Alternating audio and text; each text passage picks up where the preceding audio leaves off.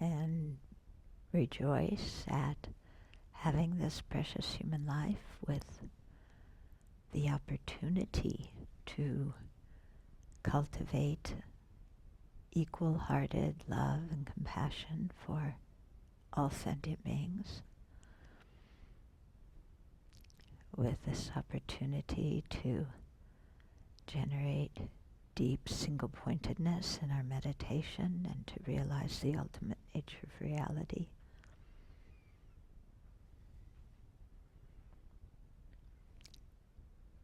This precious human life that gives us the opportunity to make our lives meaningful by both progressing on the path and by being of benefit to others right now.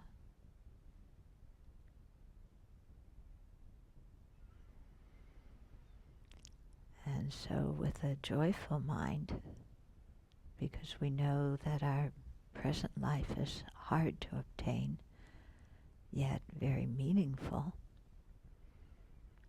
let's have a strong determination to take it, the meaning from our life, or put the meaning into our life by practicing the path, by transforming our mind, by progressing towards full awakening for the sake of all other beings.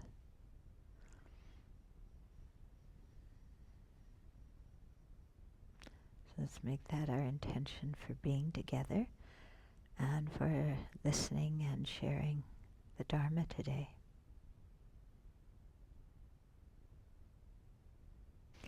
So always cultivating our motivation is something very important, because it's our motivation that is the chief determining factor of the value of the action we're about to do. Yeah, so it means really looking inside and seeing what our motivation is, and realizing that having the motivation to benefit others and to progress along the path to full awakening is the best motivation. Even if it's artificial for us right now, we still, consciously generate that motivation.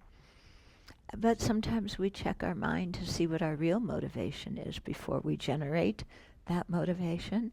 And maybe our real motivation is, well, I don't know why I'm here doing this. Yeah. Or, well, I'm here doing this because,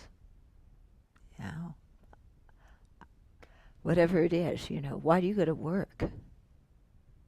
Yeah, what's your motivation for going to work? Because we cultivate our motivation, not only when we are about to meditate, but when you go to work. So why do you go to work? Yeah, do you ever stop to think, do you generate a motivation before you go to work all day so that you're clear about why you're doing it?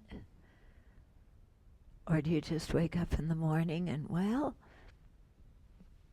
gotta go to work, so don't, you just go because you have it in your mind, well, gotta go. But what's even the underlying motivation for that? Why do you work?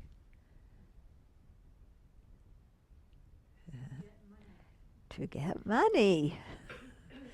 Yeah. And why do we want money? Yeah. Yes. Me, isn't it? Yeah. So we need to buy some things that we need. You need food, shelter, clothing, medicine. You don't need extravagant food, beautiful clothing, elaborate shelter, and fantastic medicine, but you need something. But money nowadays means more than just, keeping our body healthy, doesn't it? It has many symbolisms in our culture. Yeah, it indicates social status, doesn't it? Yeah. For some people, these are different things for different people. For some people, it indicates love, You know, how do you show your family you love them? By giving them money.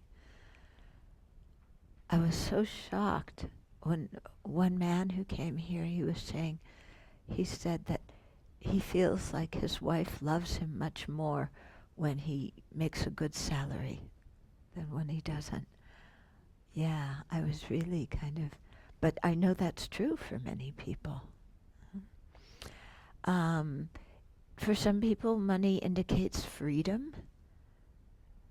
I think in some way, lack of money indicates freedom.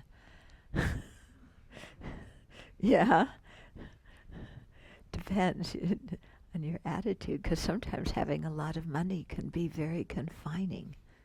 Mm-hmm.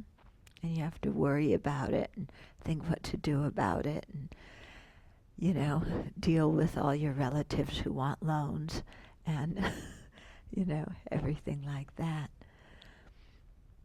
But to really sit and think about why we do what we do in our life, or do we just live most of our life on automatic, not really thinking about why we're doing it? Yeah. Do you watch all the latest programs simply, what's the motivation? Well, to space out and maybe to have something to talk about at work. So you can talk about what the characters on all the programs are doing. That must be fascinating.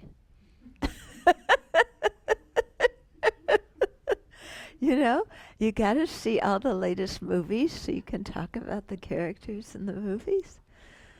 Yeah, and then about the movie stars themselves. And you've got to watch all the sports events so that you can talk about those. Yeah, and then of course the latest trouble that the NFL and its players are getting into, that's really juicy. And when that's not happening, then you can talk about the scandals in the Vatican. That's kind of juicy too. And, why are we doing all of this? Yeah. Yeah, a lot of it is just distraction, isn't it?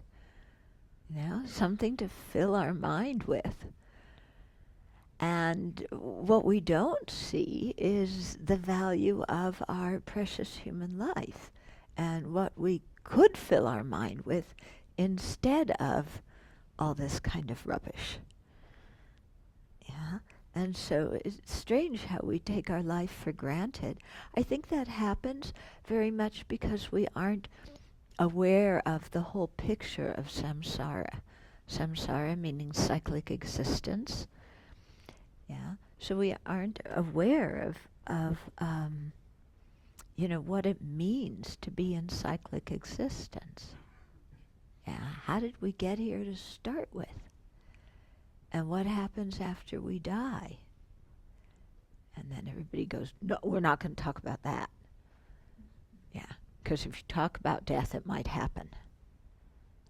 That was my family's philosophy.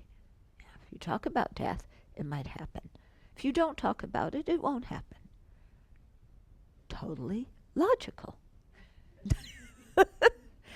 Yeah, but it just illustrates our incredible discomfort of really thinking about our life, and what happens after death. Yeah, sometimes people see dying, oh, that's just the end, then you go into oblivion. Not in Buddhism, yeah. There's one inmate that I write to, and he was telling me one point, when he was younger, he was kind of suicidal. He had a lot of problems, and he was thinking of killing himself. And then when he started to learn Buddhism and realized that there's a next life, then he realized that killing himself was not going to solve the problem at all. So he stopped thinking like that, because he realized that the problem is the mind, and the mind goes with us to the next life. So the only way to solve the problem is to deal with the mind. And since we have the best opportunity to deal with our mind with this precious human life, then best to maintain this precious human life and use it it, in a valuable way, and not fritter it away, not take it for granted. Yeah.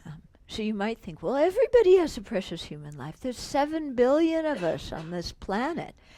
And gee, we need to practice population control. Yeah, everybody used to talk about that. Nobody talks about it anymore. I wonder why, and yet it is a very big problem. In any case, we just say, well, there's so many human beings. Being a human being is, you're just like 7 billion others. Well, when you've met the Dharma, that's not exactly the situation, because having a human life is different than having a precious human life. Yeah, having a human life, that's, kind of everybody just going through the motions, doing this, doing that, looking for the pleasure of this life, wanting money and family and career success and vacations and, reputation and nice, sensual objects and like that. So that's the goal of most people. But that's also kind of the goal of our kitties. Yeah? And that's the goal of the grasshoppers and the cockroaches too. They just want to be comfortable. Yeah? Cockroach says, I just want some good food and a nice safe place to live. That sounds like us, doesn't it? Okay? So I remember my teacher, really saying, look, we're human beings. We have to do something more than what animals do.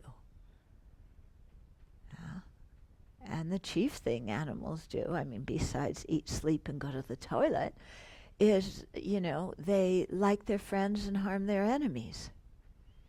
And that's also what most people do. Like their friends, harm their enemies. So there we have that emotional yo-yo that we were talking about. Help my friends, harm my enemies. I like these people. I can't stand these people. Yeah. So the mind never stable. The actions, towards others, not so kind. Okay.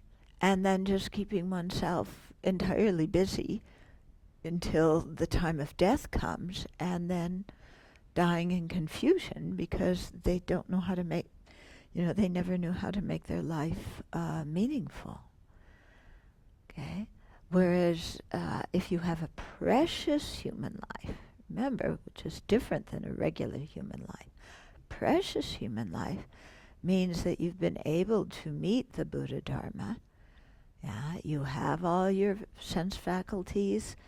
Your body is healthy, your mind is healthy, you've met the teachings, you've met a teacher, there's a supportive community, there's Dharma books you can refer to, and then a very difficult attribute to have is ourselves having interest in spirituality.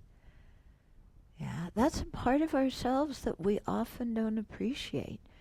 Just having the interest in looking beyond the happiness of this life, having that interest in making our life meaningful, that's an incredibly rare quality when you look at 7 billion human beings. So I think we really need to respect that part of ourselves that wants to have a meaningful life, that seeks to be of benefit to others, that wants to get out of this cycle of existence. Okay? And so to really respect ourselves for that, and to respect our Dharma friends, because they have that same quality. And that's a very rare quality, isn't it? How many people can you talk about your spiritual practice with?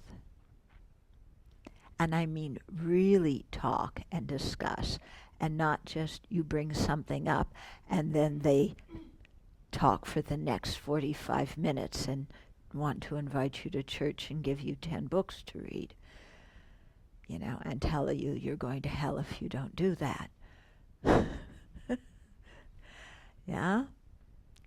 But so meeting people who are really interested, who you can practice with, very rare situation.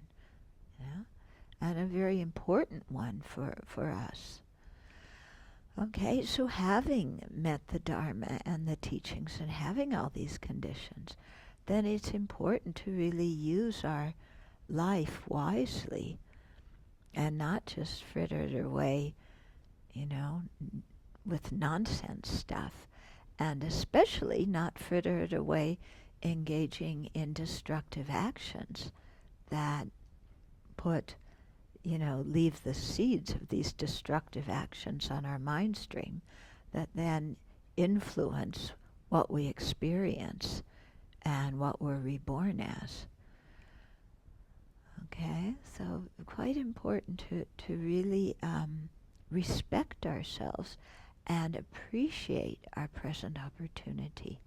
Yeah, because you can look in this world, 7 billion human beings, how many of them on Labor Day Memorial Day weekend are doing spiritual practice all weekend? Not so many.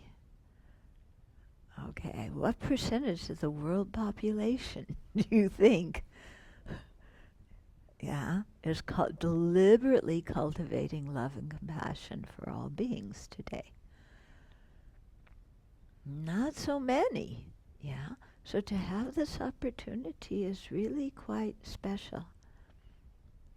As a little aside, I've got to tell you what's also happening today. The Abbey is involved with a local group called Youth Emergency Services. When we found out that there were homeless teens in our county, we decided that we just couldn't bear it, and so we got involved with this group. And so Venerable Jigme and I are on the board. So there's a fundraiser this weekend. You know how nonprofits have fundraisers.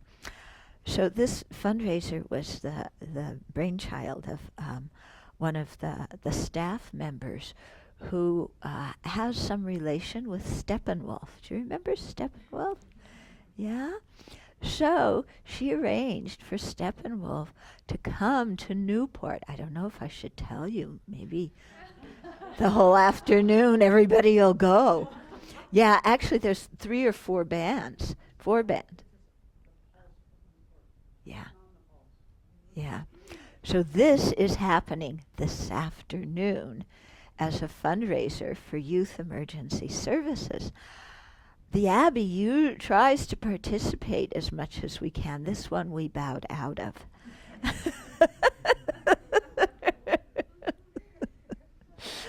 Okay.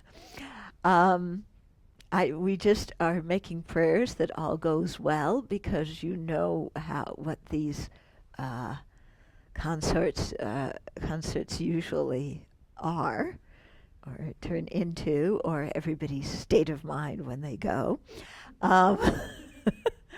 Yeah, so it's on the school grounds, so we have big signs that say drug and alcohol free.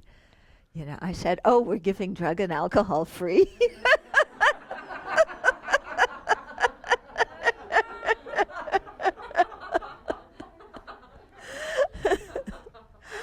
Okay. But, that's also happening this weekend. And yet here we are, choosing to really work on our mind and develop our inner potential and, cultivate our good qualities. So we made this choice, and it's quite remarkable that we have the opportunity. Yeah. And there's going to be a barricade on the road. You can't go down to the concert.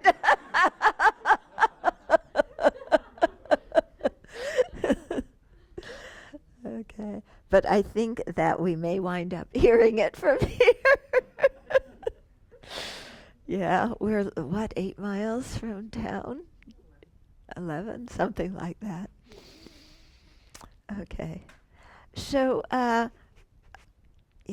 to really appreciate our opportunity and make good use of it.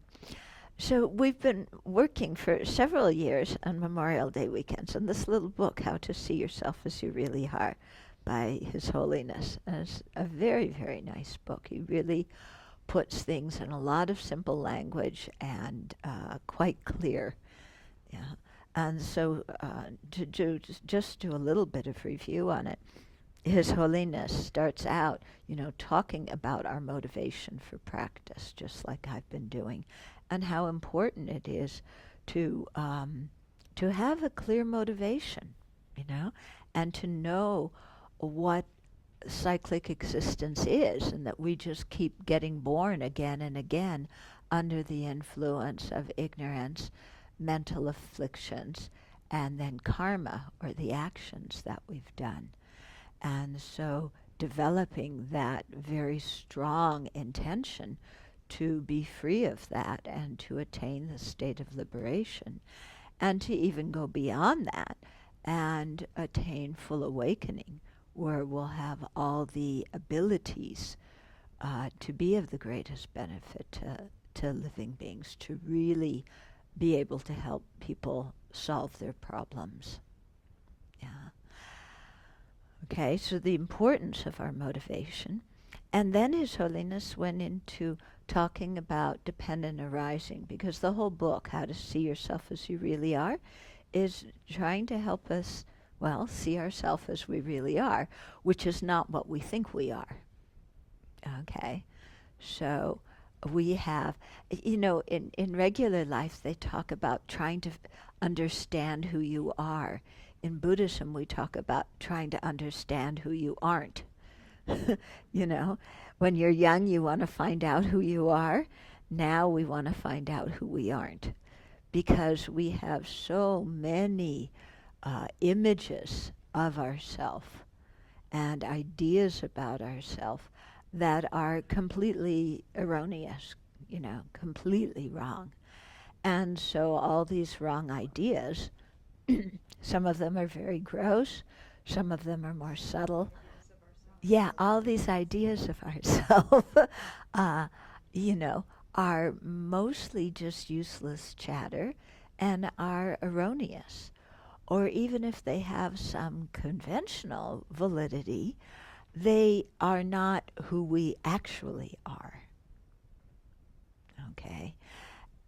So we think of ourselves as having these very strong inherent identities. This is who I am, therefore this is how you should treat me, therefore this is what I should do. We have this whole conceptual framework about life that is built upon the notion of being some kind of independent, self-sufficient entity that doesn't depend on anyone or anything else. And so that's a very false view of who we are, because just even on the basic level, to even say the word I, like I'm doing something, depends on having a body and mind. So at the very least, we're dependent on a body and mind. Yeah. And something that is dependent cannot be independent and self-enclosed. It exists in relationship to other things. So understanding this dependent nature, this relational nature, it changes our idea of who we are in a very drastic way. That's kind of the fundamental root that we have to get at, to change just the idea of I, as well as, how all the external things exist too, because they appear to us to be objective, existing out there, whereas they actually aren't. They're dependent on our mind, on us conceiving and labeling them. But on even a more superficial level, we've acquired many kind of identities in this life that can be I mean, some people, we all base our lives and what we do on these constructed identities, just even of this life. Okay? So we construct an identity based on our nationality. Yeah?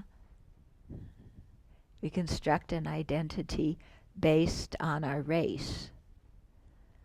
We construct an identity based on our gender, on our socioeconomic class, on our sexual orientation, on our career, on our social class, on our educational background, on our military experience. We, generate all sorts of identities.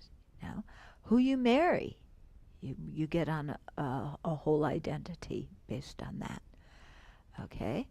And so we cling to these identities thinking that this is who we really are. And then, of course, we get attached to those identities and we want to prove them to everybody else. And we get really upset with anybody who doesn't treat us according to our identities. Okay? So, if you look on one hand at what is happening with ISIS, here's a group of people that have created an identity. Yeah. And it's a made-up identity. When you're born, you aren't born a member of a certain religion. When you're born, none of this stuff kind of applies to you. But then as you go through the process of getting socialized and acculturated, then you develop an identity. So ISIS has developed an identity that is very appealing to many people who want to be part of something that's bigger than what they are, yeah, and they don't have many other alternatives to be part of something that is bigger than just themselves, okay? And this is my theory, okay? Of course, the State Department doesn't listen to me, but they never have. Yeah, but I think everybody wants to be part of something that is bigger than just their tiny selves and their own individual wants. I think all of us really want to connect with other people, and we want to work for something that we see as meaningful. And, when you have certain economic conditions, political conditions, a religious philosophy, and so on, then it's possible to to construct an identity that gives people, this feeling of, I'm working for something important. I'm going to establish, the caliphate. And, this is what every good Muslim is supposed to do. And so they take their own teachings and misinterpret them and create that, yeah. Then here in America, we do the same thing. Yeah. I mean, every time, what was it, before we invaded Iraq? Wasn't there no, it was after 9/11. There was this big thing in the National Cathedral, remember? And it was, some big prayer session and asking God to be on our side as we go, kill the enemy. And so creating an idea of, what an American is. And, just people get so creating these ideas and then forcing other people to believe in them. President Obama wasn't wearing a pin with the flag of the U.S. Oh, how horrible. That means that he doesn't care about the country. Huh? But this is the kind of thing that happens when you create an identity is, there's a lot of pressure. Small things assume big meaning. Okay? So we create all sorts of identities. And yet these identities are just ones that have been made up that depend on other factors. Yeah. So, for myself, when I ask myself, what does it mean to be an American? Why am I an American? Okay. So whatever nationality you are, why are you that nationality? Or what makes you that? What makes you American or German or Canadian or Swiss or Singaporean or Russian or whatever you are? A piece of paper. Exactly. A piece of paper. Why am I American? Because I have an American passport. That's it. Really? Yeah. I mean, is there anything in my body that is American? If you slice my body open, do I have an American liver? An American spleen? What, what, yeah, is my mind American?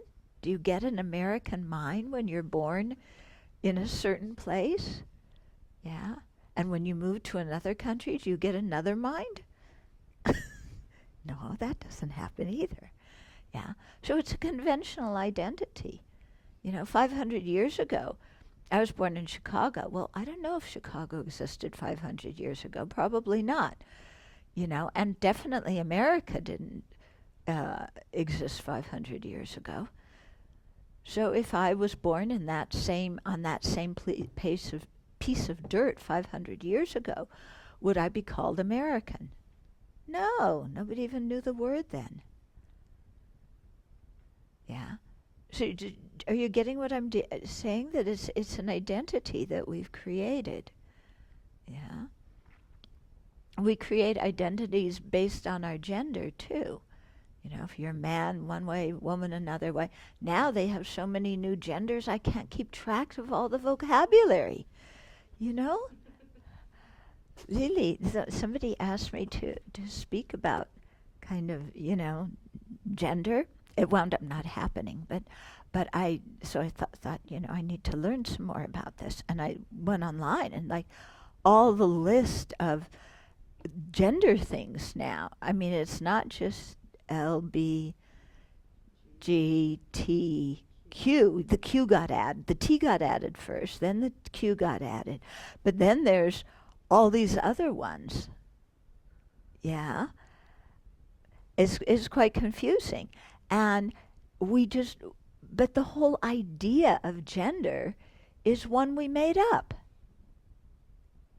Yeah, so we're making up new ideas. Yeah, when you were born, because we look now, what's gender based on? Well, in the old days, it used to be based on the arrangement of atoms and molecules in your body. That's it. Yeah. Now that's no longer the definition of gender. It's what you feel like you are inside. And then, of course, there's all these different varieties of what people feel like inside, and that's all changing. People change their mind from moment to moment, from week to week. Yeah. And so it's all stuff that we've created. And then, of course, it's very interesting, I shouldn't get onto too much social commentary. But my point is, I can use this as things that help you understand the idea, is that we create categories and then we try and put ourselves into them. And then we think we are those things. Yeah. And why are we any category? It's not who we inherently are. We're not biologically inherently men or inherently women, or sociologically or psychologically men or women, or any of these other types of genders. We aren't any of those. Actually, are we? Yeah. So, sometimes, because the mind can get so anxious, like, what am I? Yeah. Well, how about being just like realizing that all of these are dependently constructed identities, and so nothing to get very hung up about. Yeah. When I look at it, bottom line is I'm a sentient being. Not even human being, sentient being. Yeah. So if bottom line identity is being a sentient being, then what does that mean about my life? It means that I live in a world with other sentient beings, and I am a recipient of all their kindness and their energy, and I want to repay their kindness. That's it. Yeah. I don't need to think, well, I'm an American, so therefore you should treat me like this. And I'm a Buddhist, so you should treat me like this.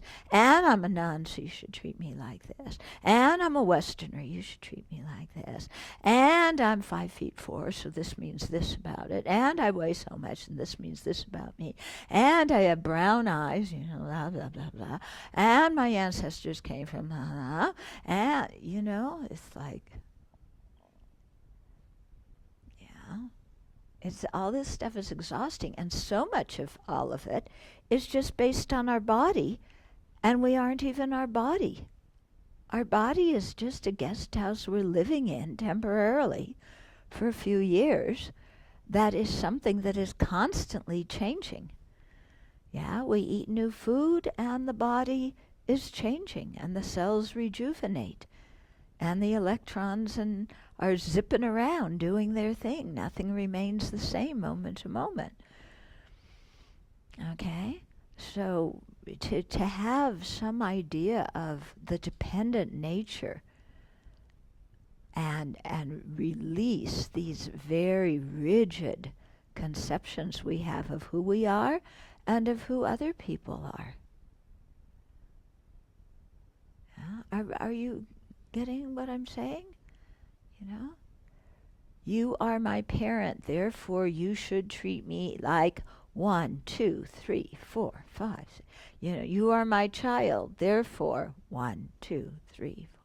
You are my employer, you are my employee, you are my boyfriend, girlfriend, husband, wife, 1, 2, 3, This is all made up by our mind. And yet when we don't realize that it's conceptually created, we see these as incredibly solid. And then, of course, we get attached to them. And we get angry at anybody who doesn't conform. Or anybody who doesn't treat us the way we should be treated. The way we think we should be treated. Of course, they're treating us the way they think they should treat us. But the way they think they should treat us is wrong. They should treat us the way we think they should treat us. And they should know this without our telling them. And they should agree with it. There is no freedom of thought in my world. Yeah. When you think about it, aren't we? Yeah. We don't have the question of flexibility came up yesterday, when somebody was asking about being flexible. Yeah. So our minds are not very flexible at present. Yeah. I am this kind of person. You should treat me like this. There is no flexibility about that. Yeah. And so sometimes we think we're wonderful people. I am wonderful, so you should treat me like this. And in some areas we think we're terrible. I am terrible, so you should treat me like I'm terrible. Yeah? We just invent all of this. We get so attached to it. And then when people don't, do it, we get upset. Yeah, so our minds are not very flexible at all. So flexibility is not like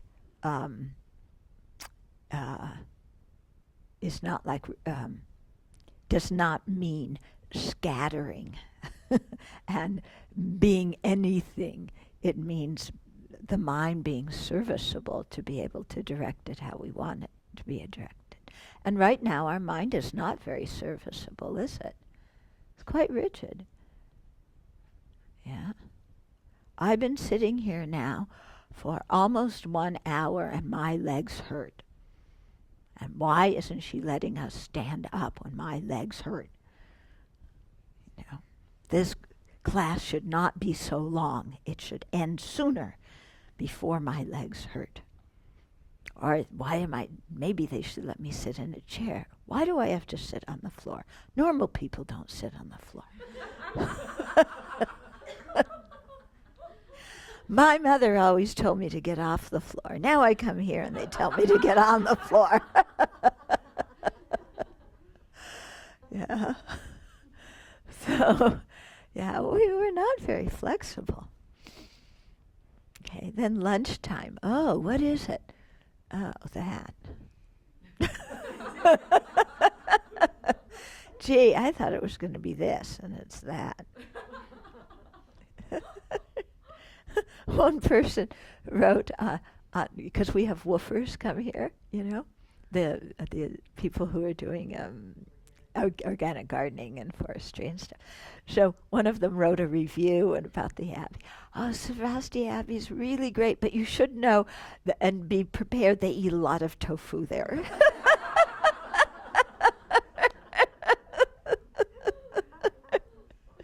You know, so okay. Yeah, but you know, we're not so rigid. You know, oh, so much tofu at this place. My goodness. Yeah, and then some people tell us, no meat, no coffee. We're not going to Sravasti Abbey. Forget it. Yeah. So no, I'm serious about that one. Yeah, people have said that. Whatever. Okay. So we're trying to make our minds more flexible and understanding dependence. You know, the dependent nature helps make our mind more flexible and less rigid, you know. One time I like to visit other Buddhist centers, and I went into this one retreat center, and the person there said, hi, you know, oh, you're a Buddhist, that's fantastic. What school do you follow? Are you Nyingma Khargyal Gelug Sakya? First question. I said, I'm a human being.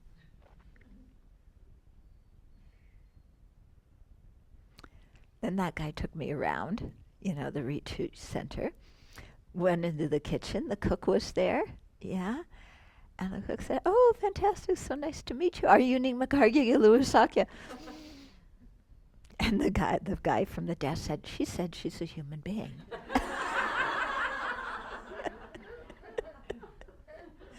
Yeah? It was like for these people to give yourself a label of what kind of Buddhist you were was so incredibly important. Yeah.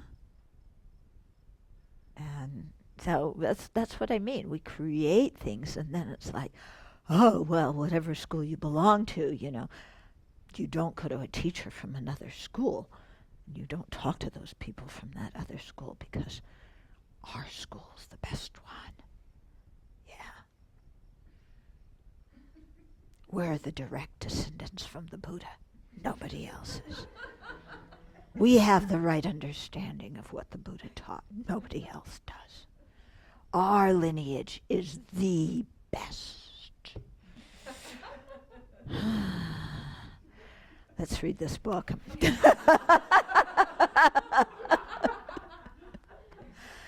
Yeah. You know, it's like, I think loyalty is a virtue, yeah, but loyalty comes from inner knowledge and understanding, and loyalty has openness. You can be loyal and open at the same time. You don't mean loyal and exclusive.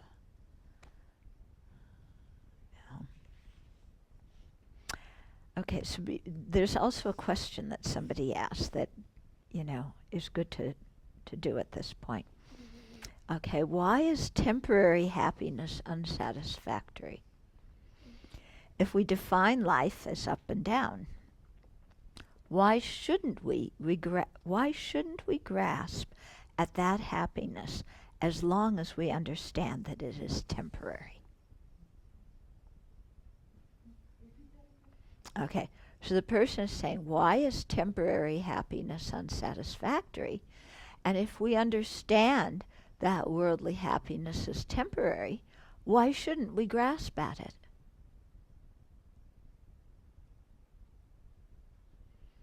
Okay, what do people think? Exactly. Yeah, if you're grasping at something, you don't think it's temporary. You think it's permanent, that it's real, that it's there from its own side, not going to go away. Okay. So why shouldn't we grasp at it? First of all, it's not even an issue of should. It's an issue of what is beneficial. Yeah. But why not grasp at something if we realize that it's temporary? It's like grasping fire, realizing it's cold. If you're grasping, already your mind is distorted because you're holding it to exist in a way that it doesn't, as something permanent and constant and unchanging, or as something that has its own nature. Okay. Now, what if we change that to why shouldn't we enjoy temporary things? So again, the word should I find problematic because it's not a question of should. It's a question of, is it beneficial? Yeah. So is it beneficial to enjoy things if you realize that they're temporary? Yeah, there's no problem with that. Yeah, if you realize something's temporary, no problem enjoying it. Yeah, like a rainbow. It's there, you enjoy it. When it disappears, you knew it was going to go away, so you don't mourn it, you don't grasp at it, you don't, make a big deal out of it. But you appreciate it while it's there. So that's completely okay. Yeah. But our problem is that we don't usually just appreciate things when they're there. We give some extra added flavor. Yeah. This clock is here, but this clock is so beautiful. Look at this. No, it's not. Well, mine's silver, and silver is more beautiful than multicolored. Good. I'm glad you capitulated. So this is my beautiful clock. See, and it's better than hers. And she knows that mine is better than hers. So I have more status because I'm the owner of a beautiful clock that other people know is better than what they have. So I love my clock. I don't want to be separated from it because if somebody takes my clock or breaks my clock, then how am I going to feel worthwhile and better than other people without this beautiful silver clock? It's silver, it's not gray.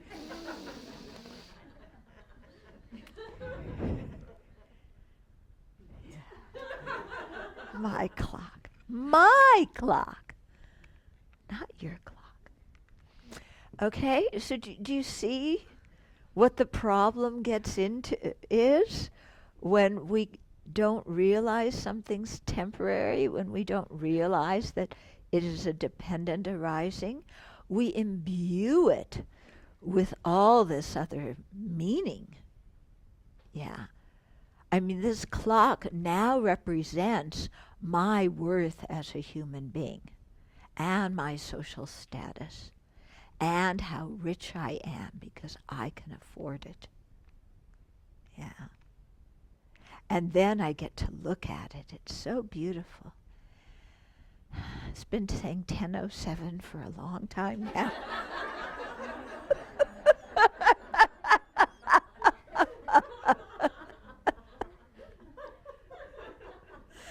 Did you know that broken clocks have the more exact time than clocks that are fast or slow? Because broken clocks twice a day have the right time. Clocks that are fast and slow never have the right time.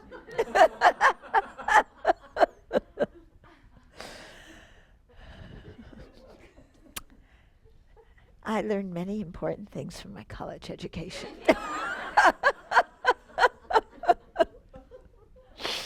Okay.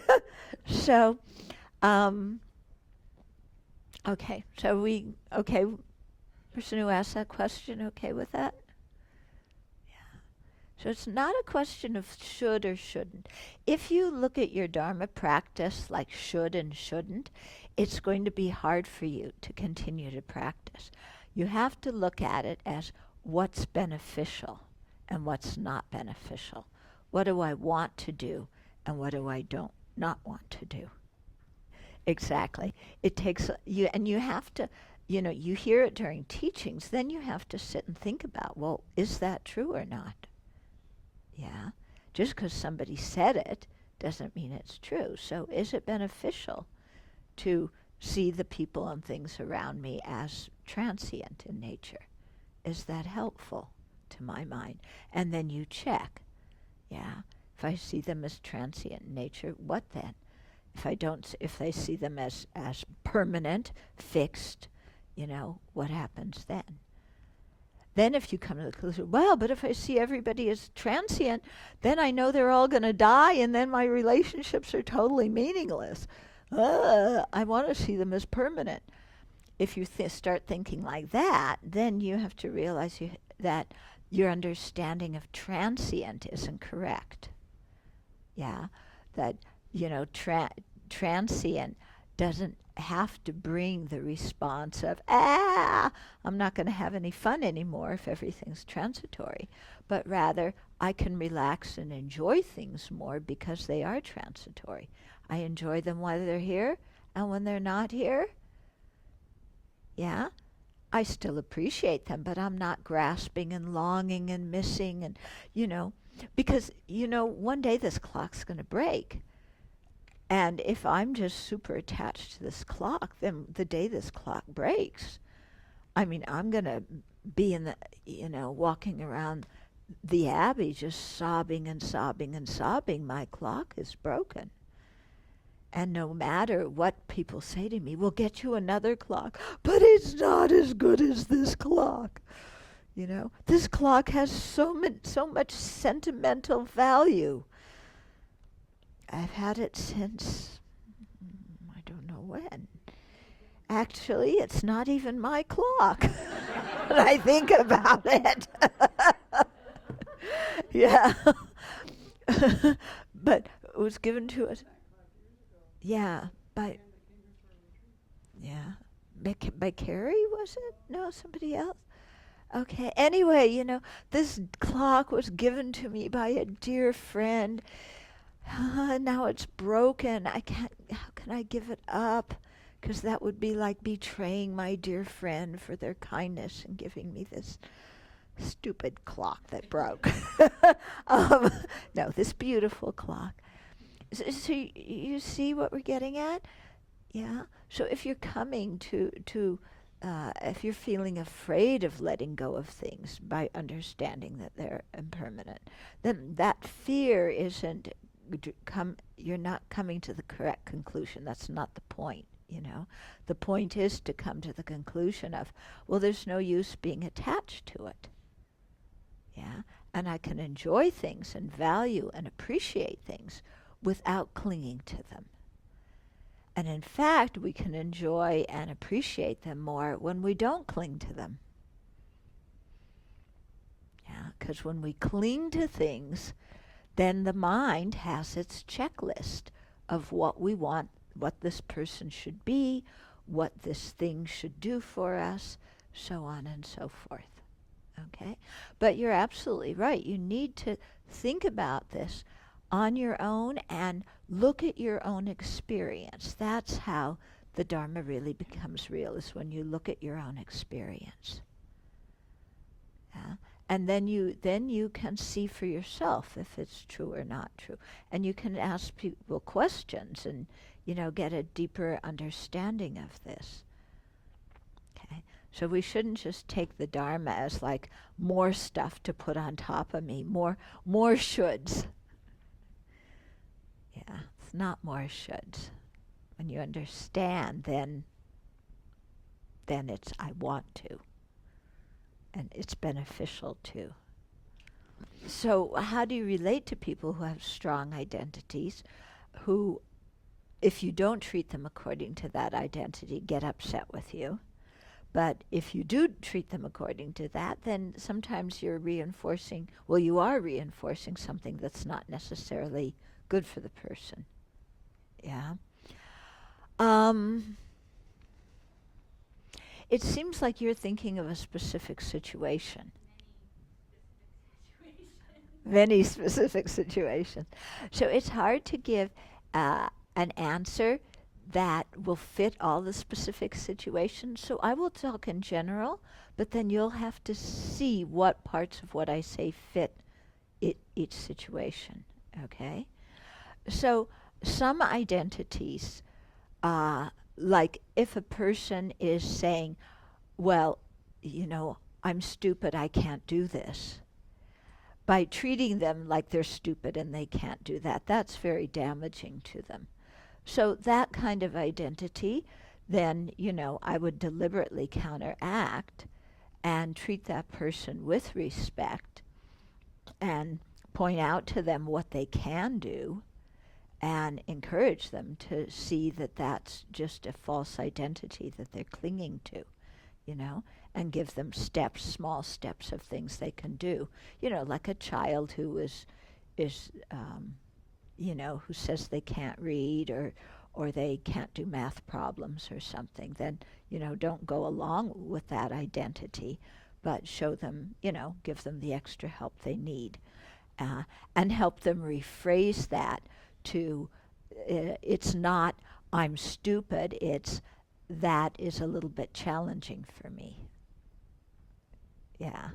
So to make it instead of making it when you have difficulty about a task, instead of making that a statement about who that person is, make it a statement about that particular event. Oh yeah, those math problems are hard for you. That's all. Doesn't mean you're stupid. Okay? So that's an example, where I wouldn't agree and go along with somebody's identity. Then there's other situations. I remember some years ago, the cook at the retreat center where I used to teach a lot, she got in a really horrible car accident, and she was in the trauma unit at Harborview in Seattle. And her mother flew in and, was taking care of her. And it was hard for the mother with all these people from the retreat center, because she knew many people because she cooked all these retreats, coming in to see her daughter. And I had a friend who was a hospice nurse at the time, and she said the way to do it is to acknowledge the mother's role as the mother. And when she's acknowledged as having that special role as Susan's mother, then she'll relax and she won't feel so challenged when all these other people want to see her daughter. And so that's what we started doing, and saying, oh yes, you're Susan's mother, and of course you care about her and you love her in a way that nobody else does. And and of course you have more, interest in this and so on. And that really solved the problem, because when we acknowledged her identity as the mother, then she no longer felt threatened and she relaxed and all the friends could come. Okay? So there's that kind of situation. Yeah. Then there's other situations where somebody's holding an identity and I just ignore it.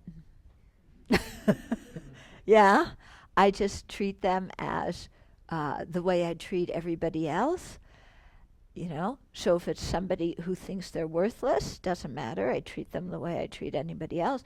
If it's somebody who thinks that they're far out in particular, I ignore that and I treat them the way I treat everybody else. Okay, so I'm not sure if that helps at all, but yeah, depends a lot on the situation. Yeah, the most valuable thing is definitely our intention. Yeah, and sometimes people misunderstand our intentions and get the wrong idea.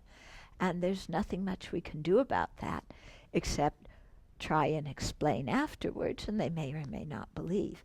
But the important thing is definitely our intention. Yeah. Anything else? Okay, then we'll start the text. So actually, last year we finished chapter 8 and we started chapter 9, but chapter 8 and chapter 9 go together. So I'm going to redo chapter 8, okay? Because it would be you wouldn't understand chapter 9 without our doing chapter 8. Okay? So chapter 8 is focusing your mind. So he begins with a quotation from Milarepa, who's one of the great Tibetan yogis. He said, "Let distractions melt away like clouds disappearing in the sky." Okay. It's a good thing to remember when you're meditating, and you start thinking of what you have to do at work next week, or you start thinking about, who knows, what you want to go buy or what somebody said to you or whatever. That's a distraction. Let it melt away like clouds in the sky. Yeah? Or let it vanish like a rainbow in the sky instead of clinging onto it. In all areas of thought, you need to be able to analyze. And then when you have come to a decision, you need to be able to set your mind to it without wavering. This is like so classic His Holiness's approach to life. First you need to examine. You need to think about things. Then, when you have a clear understanding about what's beneficial, what's not, what's realistic, what's not, then you make a decision and you focus on that. Okay. So what he's saying is you don't just kind of walk into something and say, "Wow, this looks really good. I'm going to do it," and then without questioning, without understanding, without looking at anything whatsoever. Okay? So he's really encouraging us, to analyze, to think for ourselves. And then when we have clarity of mind, then really engage and follow through with it. Don't be wishy-washy at that point. So these two capacities, to analyze and to remain focused, are essential to seeing yourself as you really are. In all areas of spiritual development, no matter what your level is, you need both analysis and focus to achieve the states you are seeking, ranging from seeking a better future to developing conviction in the cause and effect of actions, or karma, to developing an intention to leave the round of suffering called cyclic existence, to cultivating love and compassion, to realizing the true nature of people and things. Okay? All these improvements are made in the mind by changing how you think. By changing how you think. Yeah, transforming your outlook through analysis and focus. It does not say all these improvements are made by the mind, are made in the mind by taking a pill. yeah, by genetic modification, by blaming the other person. Yeah, that's not how these changes come about. Yeah, but through transforming your outlook through analysis and focus. Yeah, so this is an inward journey and inward responsibility. All types of meditation fall into the general categories of analytic meditation and focusing meditation, also called insight meditation and calm abiding meditation. So remember last night I talked about analytic and stabilizing. So he's using the terms analytic and focusing. It's the same thing. If your mind is scattered, it is quite powerless. Distraction here and there opens the way for counterproductive emotions, leading to many kinds of trouble. Is this true in your life? Yeah, when your mind's distracted here and there, and then your thoughts just get totally uncontrolled, leading us into many kinds of trouble, because we get into all sorts of stupid, extreme ways of thinking when we just follow this kind of scattered mind. Mm-hmm. Without clear, stable concentration, insight cannot know the true nature of phenomena in all its power. For example, to see a painting in the dark, you need a very bright lamp. Even when you have such a lamp, if it is flickering, you cannot see the painting clearly and in detail. Also, if the lamp is steady but weak, you cannot see well either. You need both great clarity of mind and steadiness. Okay, both insight and focused concentration, like an oil lamp untouched by any breeze. As the Buddha said, when your mind is set in meditative equipoise, you can see reality exactly as it is. Okay, so this is like the analogy I was giving yesterday with the woodcutter, the firm basis, then knowing what the point to hit at and having the strength to hit at. Yeah. So we have nothing but our present mind to accomplish this with. Okay, that's it. So we must put the capacities of this mind together to strengthen it. A merchant engages in selling little by little in order to accumulate a pile of money. The capacities of the mind to comprehend facts needs to be drawn together and focused in the same way so that the truth can be realized in all its clarity. So gradual progress. Yeah. Gradual progress, little by little. However, in our usual state, we are distracted like water running everywhere, scattering the innate force of the mind in multiple directions, making us incapable of clear perception of the truth. His Holiness does not recommend multitasking when you're a beginning meditator. Okay? When the mind is not focused, as soon as something appears, it steals away our mind, and we run first after this thought, and then after that thought, fluctuating and unsteady, powerless to focus on what we want, before being pulled away to something else, ready to ruin ourselves. As the Indian scholar Yogi Shantideva says, a person whose mind is distracted dwells between the fangs of afflictive emotions. Okay, so is this your experience? Is what His Holiness saying true in your life? You know, when you don't watch your mind and it's flitting from one thought to another, that you get all hung up and tied up in all sorts of afflictive emotions? Yeah. You're sitting doing anything, meditating at work, and then, hot fudge sundae comes into the mind, and all of a sudden,